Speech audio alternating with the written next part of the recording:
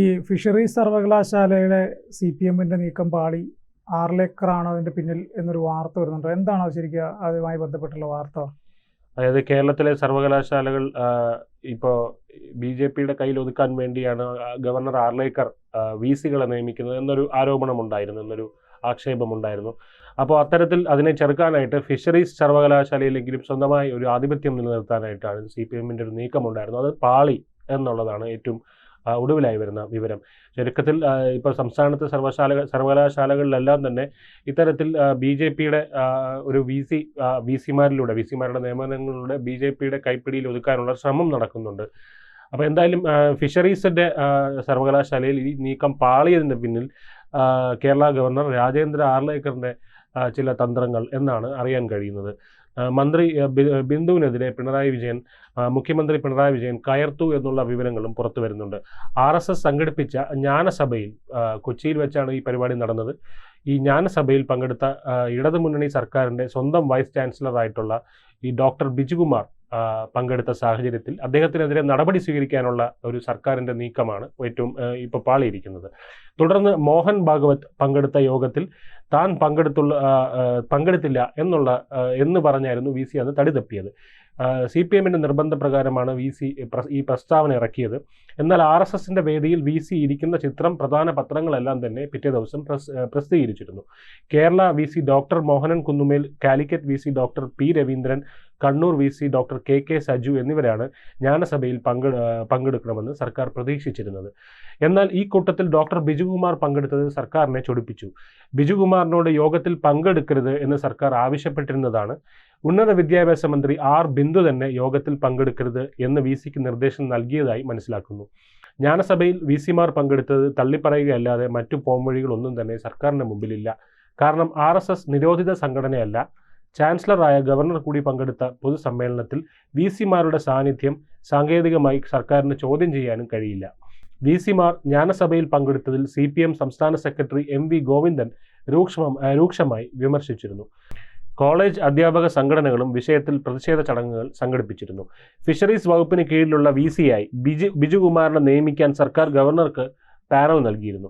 ഇതിനു പുറമെ മന്ത്രി സജി ചെറിയാൻ VC നിയമനത്തിനായി ഗവർണറോട് നേരിട്ട് സംസാരിച്ചു എന്നാണ് വിവരം. VC-യായി നിയമിക്കപ്പെട്ട ശേഷം ബിജുകുമാറിന് ഇടതുമുന്നണി പ്രവർത്തകർ സ്വീകരണം നൽകുകയായിരുന്നു. സർക്കാരിന് ഈ സംഭവം പ്രതിരോധത്തിലാക്കുകയാണ് ചെയ്തത്. RSS അനുകൂല ശിക്ഷാ സംസ്കൃതി ഉദാന്യാസിന്റെ ജ്ഞാനസഭയിൽ ഉന്നത വിദ്യാഭ്യാസ മേഖലയിലെ പ്രമുഖർ പങ്കെടുത്തത് സർക്കാരിനെ ഞെട്ടിച്ചു.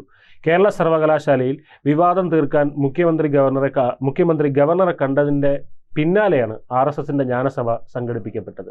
ഇതോടെ മുഖ്യമന്ത്രി തീർത്തും എളിഭ്യനായി മാറി. തൻ്റെ നിലപാടിൽ നിന്നും ഗവർണർ ഒരടി പോലും പിന്നോട്ട് പോയില്ല എന്നതിൻ്റെ തെളിവാണ് കഴിഞ്ഞ ദിവസം കൊച്ചിയിൽ കണ്ടത്.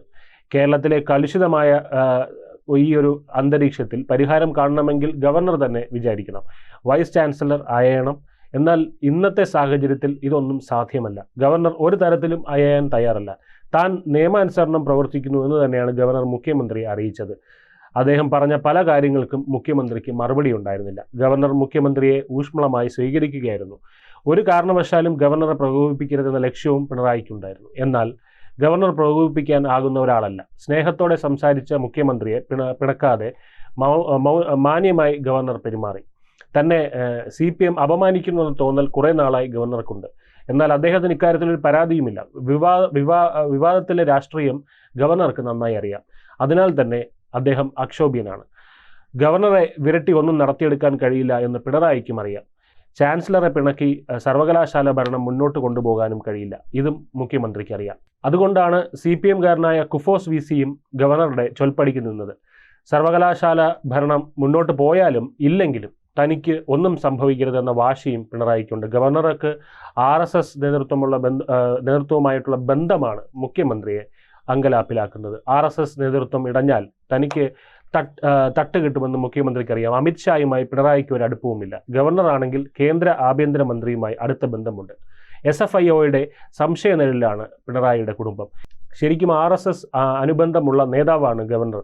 മുള്ളിനെ മുള്ളുകൊണ്ടെടുക്കുക എന്നതാണ് ഇവരുടെ രീതി. ഇത് RSS അദ്ദേഹത്തെ പഠിപ്പിച്ചതാണ്.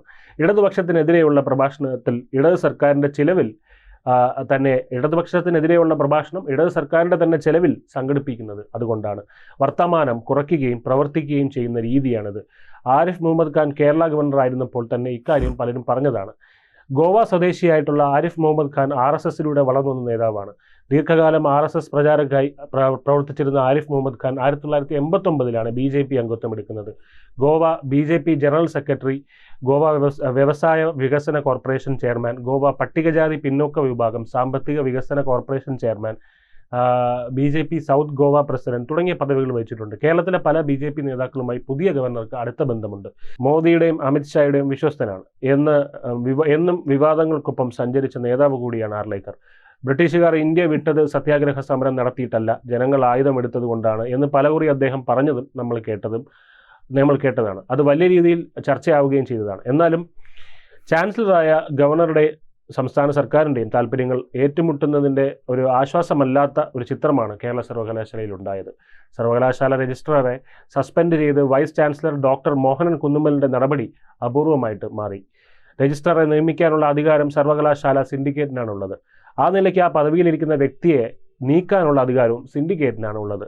എന്നാൽ പ്രത്യേക സാഹചര്യത്തിൽ VCക്ക് സിൻഡിക്കേറ്റിൻ്റെ അധികാരം ഉപയോഗിക്കാമെന്നാണ് സർവകലാശാല നിയമത്തിലെ വ്യവസ്ഥ മുതലെടുത്തിട്ടാണ് doctor Mohan Kunnummal registrar doctor KS അനിൽകുമാറിനെ സസ്പെൻഡ് ചെയ്തത്. കഴിഞ്ഞ മാസം 25-ന് സർവകലാശാല ക്യാമ്പസിൽ ഗവർണർ രാജേന്ദ്ര ആർലേക്കർ പങ്കെടുത്ത സെമിനാറുമായി ബന്ധപ്പെട്ട സംഭവങ്ങളുടെ പേരിലാണ് നടപടി. ഗവർണറുടെയും അദ്ദേഹം പ്രതിനിധാനം ചെയ്യുന്ന രാഷ്ട്രീയ പാർട്ടിയുടെയും താല്പര്യങ്ങളാണ് VC ഈ നടപടിയിലൂടെ പക്ഷപാതപരമായി ഉയർത്തിപ്പിടിക്കുന്നത് എന്നാണ് CPM പറയുന്നത്. VCയുടെ നടപടി ഗൗനിക്കാതെ സർവകലാശാലയിലെത്തിയ ഡോക്ടർ അനിൽകുമാർ നിയമപോരാട്ടത്തിനുള്ള ഒരുക്കത്തിലാണ്. ഇതോടെ സംസ്ഥാനത്ത് സർവകലാശാല ഭരണം വീണ്ടും നീണ്ട സംഘർഷത്തിലേക്കും വിവാദത്തിലേക്കും നീങ്ങി. ജൂൺ 25-ന് ശ്രീ പത്മനാഭ സേവാ സമിതി സംഘടിപ്പിച്ച സെമിനാറിൽ ഗവർണർ ആയിരുന്നു മുഖ്യാതിഥി. വേദിയിൽ കാവിക്കൊടി ഏന്തിയ ഭാരതാംബയുടെ ചിത്രം വച്ചത് തർക്കത്തിനും സംഘർഷത്തിനും ഇടവരുത്തി. മതചിഹ്നങ്ങളോ ആരാധനയോ പാടില്ല എന്ന സർവകലാശാല ചട്ടം സംഘാടകർ ലംഘിച്ചു എന്ന് ചൂണ്ടിക്കാട്ടി രജിസ്ട്രാർ ഹാളിനുള്ളിൽ അനുമതി നിഷേധിച്ചു. എന്നാൽ ഗവർണർ ചടങ്ങിൽ എത്തിയതുകൂടി ഹാളിൽ സെമിനാർ നടന്നു. രജിസ്ട്രാറുടെ പരാതിയിൽ പോലീസ് കേസെടുത്തു. സംഭവത്തിൽ VC രജിസ്ട്രാറിൽ നിന്ന് റിപ്പോർട്ട് തേടിയിരുന്നു. പരിപാടി അലങ്കോലമാക്കാൻ ഉദ്ദേശിച്ച ചിലരുടെ അജ്ഞാത നീക്കമായിരുന്നു ഇതെന്നാണ് പറഞ്ഞത്. എന്തായാലും ഭരണഘടന ഉദാത്തമല്ലാത്ത ചാൻസലർ പദവി ഉപയോഗിച്ച് ഗവർണർമാർ സർവകലാശാല ഭരണത്തിൽ കൈകടത്തുക എന്നതാണ് ഈ വക പൊല്ലാപ്പിനെല്ലാം കാരണമെന്ന് CPM പറയുന്നു. കൂടുതൽ വാർത്തകളും വിശേഷങ്ങളും നിങ്ങളിലേക്ക് എത്താൻ ABC മലയാളം സബ്സ്ക്രൈബ് ചെയ്യുക, ബെൽ ബട്ടണും അമർത്തുക.